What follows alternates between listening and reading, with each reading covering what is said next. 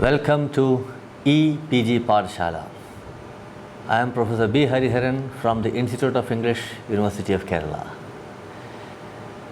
The paper that we have is 20th century literature, in which the module that we are looking at will be on movement poetry with special reference to Philip Larkin.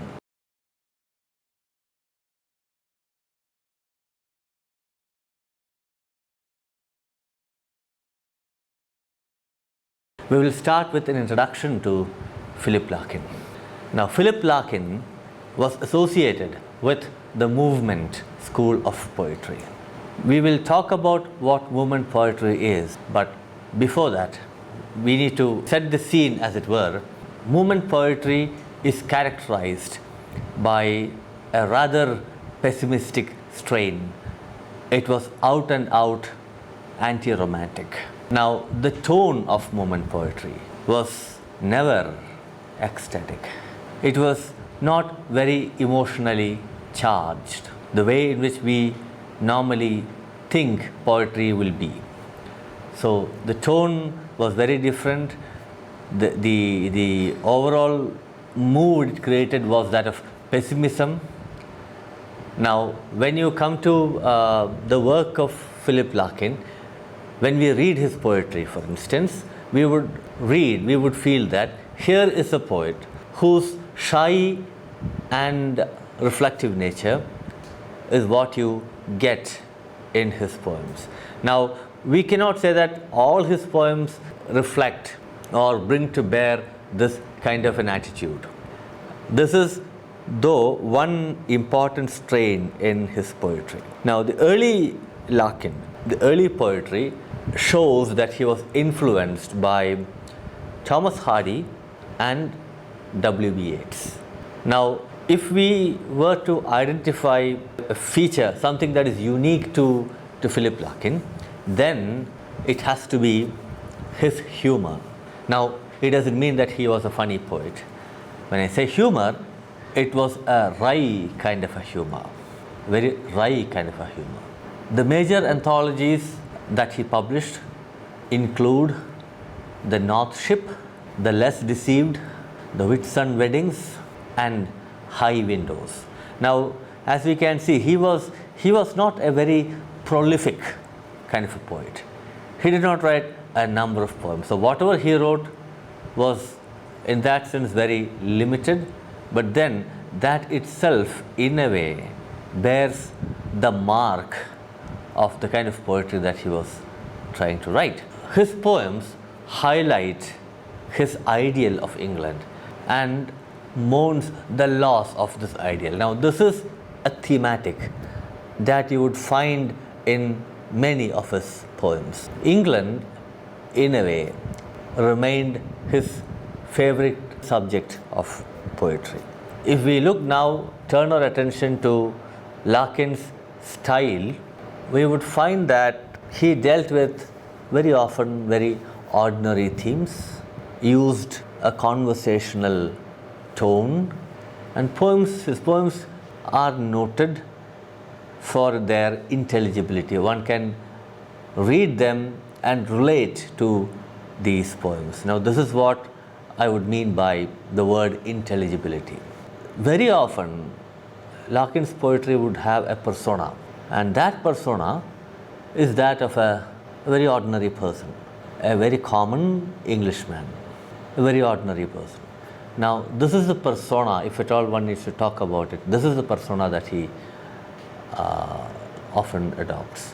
His poems also reflect the common man's shattered dreams, his anxieties, his loneliness, his anguish. In other words, when you put all these together, you obtain a perspective which can best be described as middle class. So it is this perspective that Philip Larkin celebrates in his poems. His imagery is very sharp. The descriptions are very vivid. In other words, we are reading a poet who has a sharp eye for detail. There is a very, very complex, a very detailed attention that he gives to syntax, to the use of rhyme scheme. So this again in a way sets him out from the rest of them. He is known as a realistic poet, employing a very colloquial kind of a tone. Now there are other writers who shared something of this sensibility. Now I think we need to look at what this sensibility is. What I will do now is to mention at least 2 or 3 writers who came together and wrote this kind of poetry. We will be because that has to be done, and we need to locate Larkin in this context. Now there's one other thing that we have to keep in mind, which has to do with the kind of people who figure in his poetry. Now they are all invariably drawn from real life. It may be said that he did shape the tone of contemporary British poetry. Now what we have to do is, like I said earlier, we need to locate Larkin, place him in a proper perspective, and for that we need to look now at movement poetry. We had started off by talking about movement poetry. What is movement poetry? This is a term that was coined by J.D. Scott. Now this is a group of poets who did not say that they were all part of this group and we are the movement poets. No, it was not like that. But this included Philip Larkin, Kingsley Amis, Tom Gunn, Elizabeth Jennings, Robert Conquest, John Wayne, Donald Davy, and D.J. Enright. So there are 8 poets who have been identified as the movement poets. The movement poets tried to establish the tradition of the English canon that was displaced by the modernists. At least this is how the movement poetry has been described. Now there is an excellent book titled The Movement. This is a book by Blake Morrison. Now it will be, if you want to know more about what this movement is all about, I would suggest that you take a look at this book, The Movement. It's a book by Blake Morrison. It's a remarkable, a detailed study of the movement poets and their poetry.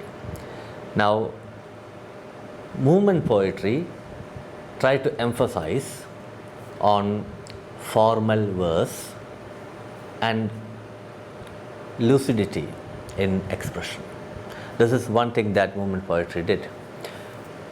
It was out and out anti-romantic in tone and style. Now, when we read, when we enter the 20th century, we find that this seems to be a very sustained element, concern among poets, that they all tend to become kind of anti-romantic. Now, the movement group was vehemently anti-romantic. If we look for something that really marks the movement poets, or the kind of poetry that they were writing, we would identify the use of irony and understatement. Now, it's really interesting to look at the way in which these two things kind of are combined in the poems of the movement group. Now, there are 2 anthologies that must be kept in mind, that we must remember if we have to understand something of movement poetry. And they are Poets of the 1950s. This is the first anthology, and the second one is New Lines. So Poets of the 1950s is the first collection, and the second one is New Lines. Poets of the 1950s was again it was edited by D.J. Enright. Now New Lines was edited by Robert Conquest. Now these are two texts, two anthologies that reflect the spirit of the movement poets and their ideal of poetry. What we will do now is, we will now try to analyze some major poems by Larkin. So that will also give you a feel of the kind of poetry that he was writing. I would urge that before you listen to this lecture, and then before you try to put anything down in words, I would urge you to read some of these poems, try to get familiar with them, so that you will know, and then listen to this talk once again, you will understand these poems better. So, Church Going is a much anthologized poem. Similarly is the Whitsun Weddings, an Arundel Tomb, Going, Aubade, and Mr. Bleaney. A very quick remark about Mr. Bleaney. You read a poem like Mr. Bleaney, and then you recall the statement that we made, the remark that we made about the middle class man. You will understand it. So that's Mr. Bleaney for you. There are other poems. Toads, for example, is another poem. Toads. So we will analyze at least 5 or 6 poems very quickly. Now, Church Going. It's not a very long poem, but it's fairly long. Now, what it does is, it's about a man of this particular period who just walks into this church. There's hardly anyone inside the church. He walks, he lingers, he looks at things, and then as he leaves, he drops a coin and then goes. That's all you have. But I think we need to read the poem to see the kind of subtle things that Larkin tries to bring in there, the nuances that are there, the understatement that you have, the little ironies that really make up this poem. Now let's look at some of the concerns that emerge in Church Going. Church Going is a poem that explores the ambivalent space that religion occupied in post-war society. This is one thing. Now, there is this I in the poem, the persona, is not very sure about the equation between faith on one hand and humanity. There's a lot of hesitation, so to speak. The poem opens with irreverence. One might say it's even casual. It's a very casual thing, it's very irreverent, it's a very irreverent opening. The title itself is ironic, Church Going. It's not going to church, it's church going. But even as the poem opens on this note of irreverence, it ends on a rather serious note, but then it will be too simplistic, too reductive to say that it opens with irreverence and ends on a serious note. I think if we really want to understand what this is all about, the best way to do it would be to read this text. What we mean by the serious note is that this casual way in which the poem opens, now that gives way to certain very important questions that are raised in the poem, questionings of human ideals. There are thematics that has to do with birth and death, and the very fact that you are inside this barn. That's the word that he uses, barn. It's an old barn. So this is how the poem progresses. The tone is, as we indicated earlier, like in much of Larkin poetry, is really conversational. The diction is simple. Now we need to be alert because of these two things, because of the tone and the diction, because of the seriousness of the theme. Now, there are certain very interesting, important questions that are raised about the role of religion. What the poem also does is to hold a mirror to society at a time when churches seem to have lost their relevance. For instance, in this poem you have a reference to an archaeologist who probably will someday, who probably is also visiting the church and then trying to look at the architecture here, and then the age and the value that it has as a cultural artifact or whatever. Now, have churches lost their relevance today? Now, this is a question that he is asking. How have they lost it? And what is this? What will the church do? The poem also opens up debates about the nature of faith, and then the relationship between religion and social structures, societal structures. So this is something that is debated in the poem. So as you can see, from irreverence and possible irrelevance of churches, the poem reaches a point where there are certain serious questions that are debated. Let's now look at another Philip Larkin poem titled The Whitsun Weddings. Now, this is a contemplative poem. A contemplative poem where you have the speaker or the persona on a train journey from Hull to London. Is a reflection of this journey. You have this journey and there is the mind going back. This is a beautiful memory poem, if you want.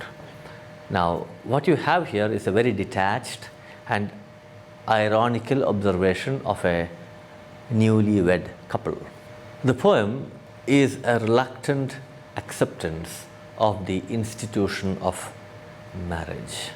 There are multiple personas that the poet assumes. The poet could be a nonchalant observer, could be a disinterested spectator.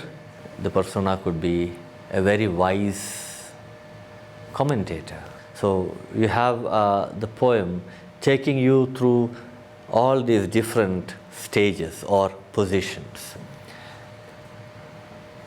Like in what would happen, let's say, during a train journey? We would all look out of the window. Similarly, and when we look out the window, we would see the scenes passing. It could be the countryside. So here, in this poem, you have the countryside described to you, and the countryside is extremely personal. The countryside that you see is Larkin's ideal England. Now, there is the persona who, this persona doesn't seem to like wedding parties. And this is indicated in a few words in the poem. Now, it's not that the poem says, look, I don't like wedding parties, but it's hinted. This is where the example of this whole thing of understatement comes in. There is this distaste for wedding parties, and then what happens is, as the poem progresses, there is a resigned acceptance of the same. Now, this is where this whole style of using this figure of speech, understatement, works very effectively in Larkin's poetry. Now, this poem occupies the vantage point of the middle class intellectual. It's not just an intellectual, a middle class intellectual. This casual disregard of marriage, the monotony of married life, etc., is contrasted with a life of adventure. The poem ends on a note of ambivalence. That again is something to be noted, this ambivalence, because as the poem ends, you have there's a final image of rain falling. And rain, as we all know, it is regenerative. And what it regenerates, what it brings forth, is the potency of life. So in that sense, it's an affirmative poem. We'll now look at another Larkin poem, an Arundel Tomb.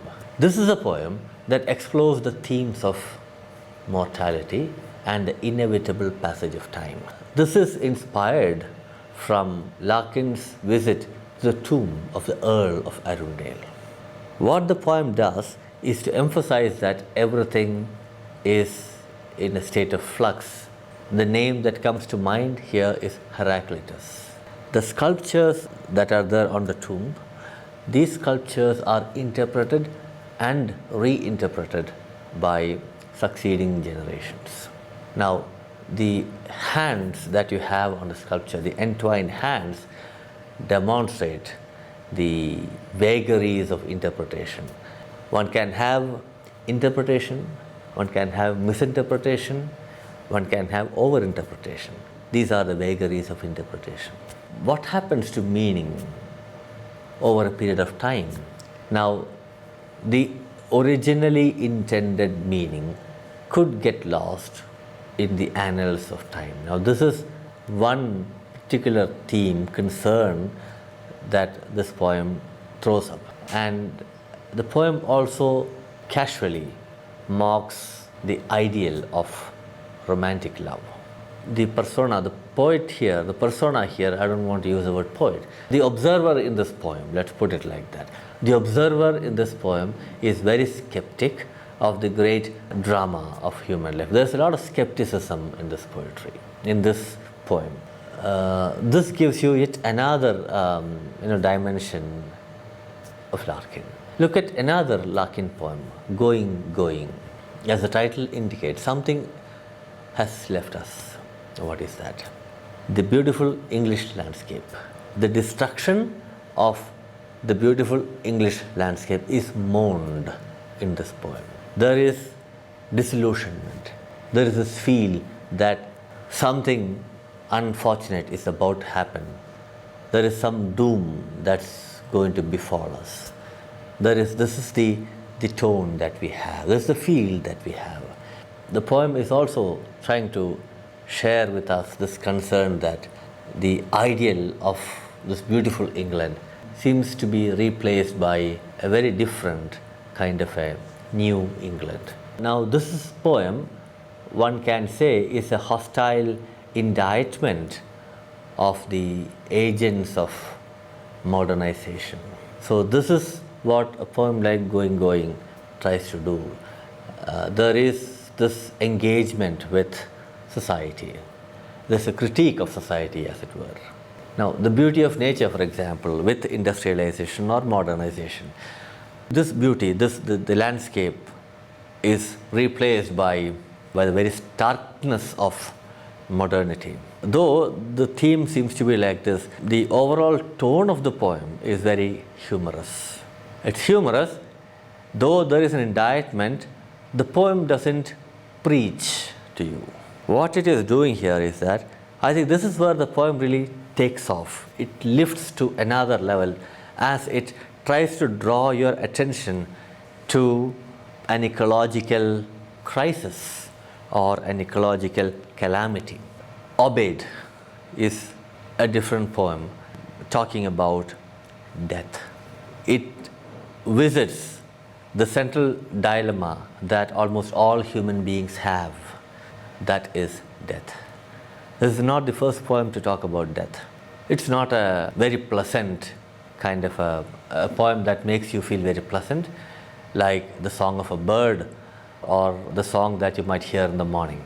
What defines it is the nature of its theme or its subject. The subject matter, as we said, is dark. It's a dreary subject because it is death. What the poem does is, it outlines broadly, it outlines routine, the routine of human life, the dailiness of living. This is outlined here. And that itself will indicate to you the tone with which the poem kind of develops its argument.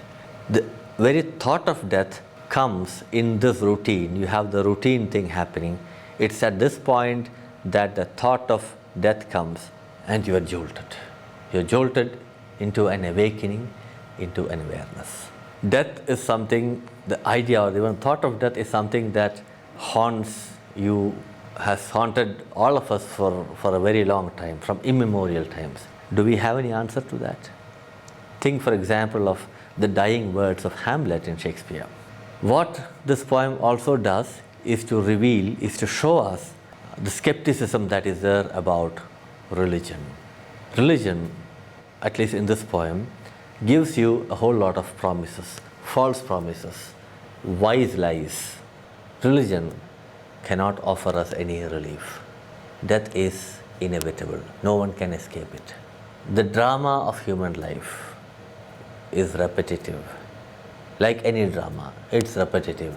And it's perhaps this repetition that helps you to forget the fear of death. Not overcome the fear of death, but forget the fear of death.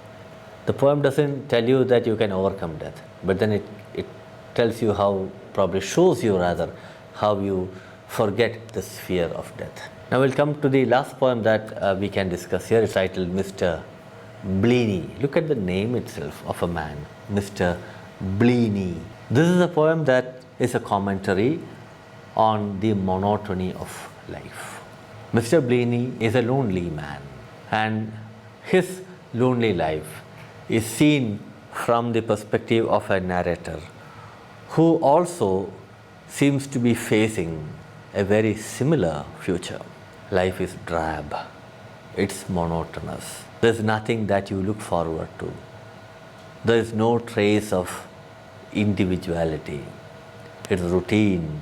It's like the regular thumping of the iron box. What kind of life is this? Who will remember Mr. Bleaney? Or who will remember people who live this kind of a monotonous life? This again, in a way, is an indictment of English society. Millions people, a whole lot of people like Mr. Bleaney are forgotten by the world. His idiosyncrasies are drowned in the drabness of dailiness. And yet, this poem doesn't sit in judgment on Bleaney's life.